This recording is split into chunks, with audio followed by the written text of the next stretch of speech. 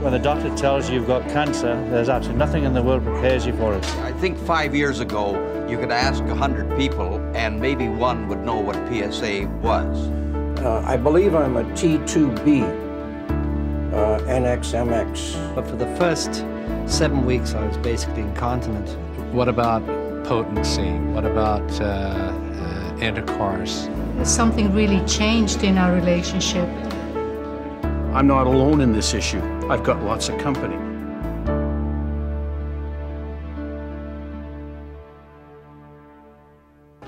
Talking about it is one of the best medicines there is, you see. So, and helping other people, it's amazing how much better I feel inside. Welcome to the group, Al. And your stage of treatment, Al? B2.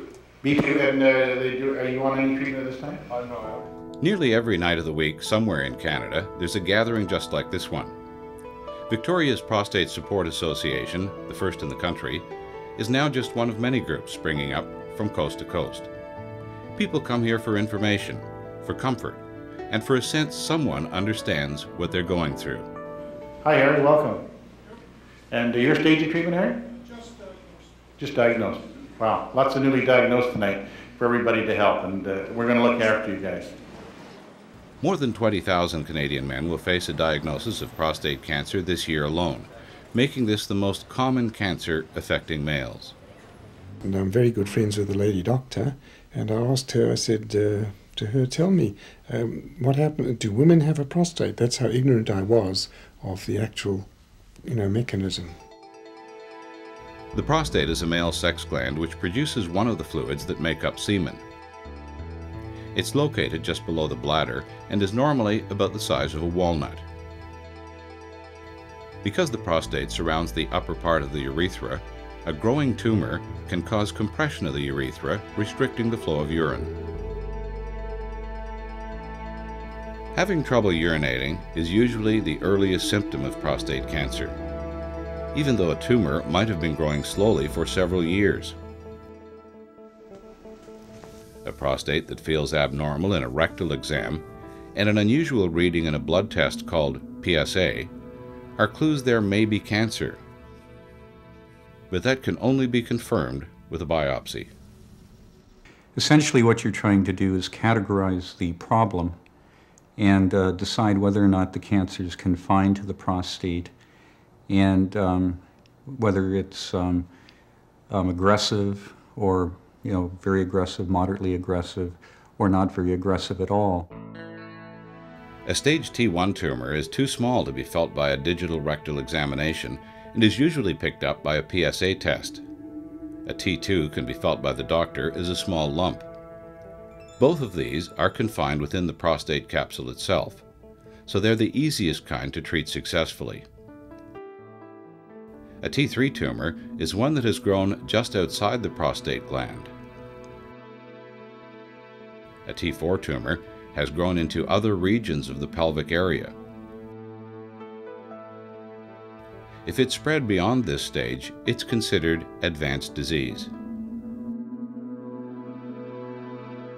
The factors in deciding on the most appropriate management or treatment for prostate cancer depends on number one, the characteristics of the cancer, which can include the Gleason score, the prostate-specific antigen or PSA level, the stage of the cancer. Well, one of the things that happens is that you get a lot of information that you haven't been familiar with before, like your PSA and your stage, what does that mean? And your Gleason score, which I'd never heard of before. I mean, what does that mean? How does it affect your treatment? How is it going to affect the progress of your disease? As cancer cells grow and spread, they become less distinct from the normal tissue around them, deforming or destroying the gland. The Gleason score is arrived at by looking at the two largest areas of cancer in the tissue sample, assigning them a 1 to 5 grade based on how abnormal they look, and adding the two grades together. The Gleason scoring system divides cancers into their aggressive nature. And Gleason 6 or less is a slow-growing cancer like a snail that tends not to spread and is curable by local treatments. Gleason 7s are more like rabbits that divide more rapidly and can spread, and 8, 9, 10s are more like birds that tend to divide rapidly and take off and spread around the body. Gleason 6 typically has a doubling time, the cancer doubles every 6 years or more, whereas Gleason 10 can have a doubling time of a month or even less. So that if you have a cancer that doubles quickly, these are the cancers that are going to run into problems quite quickly and need aggressive, rapid treatment. Important information also comes from your PSA, the level of a substance produced by the prostate. What's considered a normal range rises with your age. Men in their 40s should have a PSA no higher than 2.5, but in their 70s, a reading under 6.5 is in the normal range. And as it goes up, we know a percentage of people have a cancer. If they're found to have a cancer, the PSA often reflects how large it is and how extensive it is and how aggressive it is. Another important factor is the general health of the patient in terms of their other serious medical problems, their age, which in general is a reflection of their life expectancy. We never tell people how to treat their disease. What we try to do is inform them as to what their options are, but also counsel them as to what the most reasonable thing would appear to be. With more PSA screening and early detection of prostate cancer these days, we're picking up or diagnosing some cancers that are in the very early stages and won't cause any problems for a number of years. In this respect, not all men with prostate cancer need immediate treatment. There is a role of what we refer to as watchful waiting or active surveillance, which is a more conservative approach, reserving treatment for a later date when there's clear signs that the cancer needs treatment. On the other hand, the psychological effects of being diagnosed with cancer can often create a lot of distress for the patient, and that might in itself be a reason to offer treatment. This man has a lower risk tumor that can probably be cured with one of the local treatment options.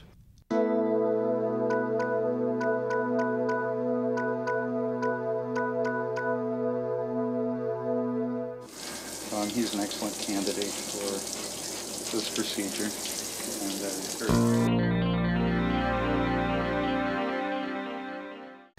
The operation itself is fairly straightforward in concept, but technically challenging on occasion.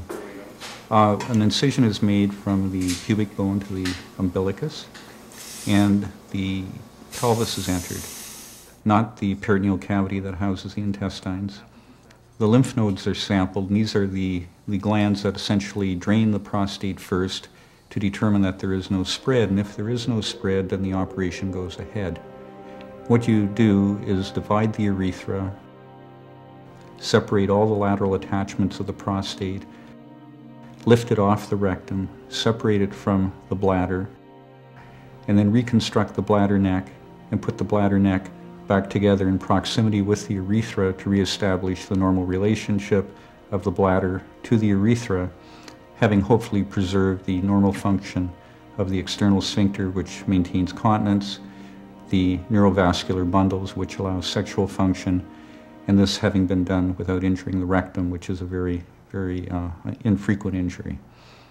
Having gone through it 4 weeks ago, I can say that the pain level that I experienced both in the hospital and since I got home was a pleasant surprise. It was not as uncomfortable as I thought it would be.